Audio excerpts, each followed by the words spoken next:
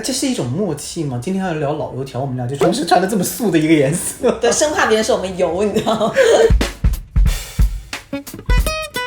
但你不觉得好像现在这个去油运动有一点太狠了吗？在互联网上很多小事情我觉得还没有到油吧，然后就已经被贴上了油腻的标好签。油哦。对啊，感觉互联网这个平台是容不下一丁点油这个事情，一点油腥都不可以有。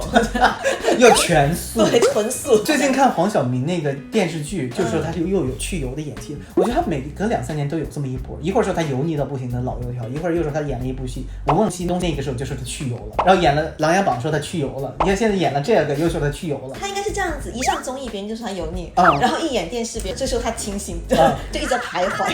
其实你不觉得吗？就是很多事情在互联网大家容忍不了，就感觉上涉及到原则的感觉了，每个人都表现出的态度。对，但其实这些东西在生活当中，其实大家都是接受的。对，甚至不会觉得这是油腻，也不会觉得那是个事儿，你都没发现它。真的。但是去油这个呢，就是门槛比较低，就评价一个人油腻是一个很低门槛的事情。每个人都有审判油腻的条件。对，但是你不能随便骂人家浅薄，因为你自己可能也不深。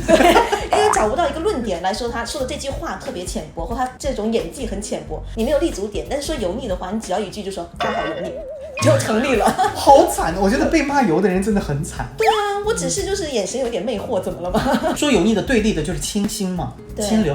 我其实说实话，我也很怕人家说我清流。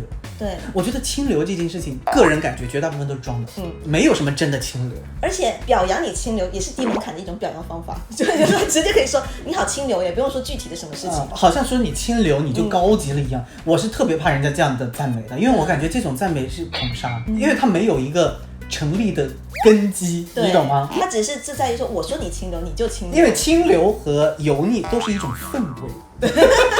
那种滤镜吧。对，因为油腻这件事情太贬义，所以更多的人开始演清流。而且这个清流和油腻没有标准，没有具体的标准，每个人的标准其实不一样。对，所以都可以演一演，你知道吗？我今天油腻，我明天就可以演成清流啊。因为同样一句话，不同的人说出来，一个人就可能会变油腻，一个人就可能是很清流。这个是摸不着头脑。你可以说我不喜欢这个人，但是无端的就是好像话说的太容易，评价太容易，给人贴上油腻的标签，好像就显得自己是清流了，好像就油腻的人就出了多大的错。所以油腻这个标签根本站不稳脚嘛，不然他怎么会3番4次的去油点击，对不对？就说明很容易去，对不对？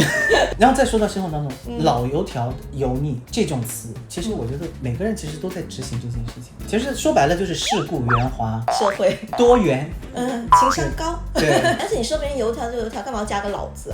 因为人老了以后真的就比较容易油啊，就很熟练嘛。因为我们碰了很多壁，你就一定会选择一条你知道比较安全的路去走啊。然后我们一走安全路，你就说他好油哦，他说这个话好油哦，他这个行为好油哦，他这个人好油，他这个人好油。你可以说这个人油，因为有些人真的油比较多，油性皮肤啦。对，而且清流是要有很多条件的。清流其实也很难称的，成为清流也很难，保持清流也很难。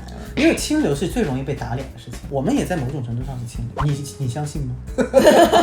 很多人说我们清流，真的假的？我觉得他们是很喜欢我们，所以他想要赞美我们，但其实因为我自己不认这个词儿。我觉得就可能是一种互联网的语境而已，但是就是你们一句简单的清流，可能让那个被夸的人心里面也慌慌的，因为他就被束缚住了，就不能被打脸了，你知道吗？对，而且每一个人或多或少你都会有一点油的状态，你对自己不油，你对别人也会油，你对你同事不油，你对你老板油不油？你对你客户油不油？你对你老师油不油？你对你爸妈油不油？你对你爸妈不油，你对你二姨呢？油。你每次说我真的写了那作业我就没带，你也蛮油的其实。撒谎就是蛮油的嘛。对啊。包装也蛮油的嘛，讨好也油啊，伪装也油啊，虚伪也油啊，装傻也油啊。对呀，什么不油的？放过油好不好？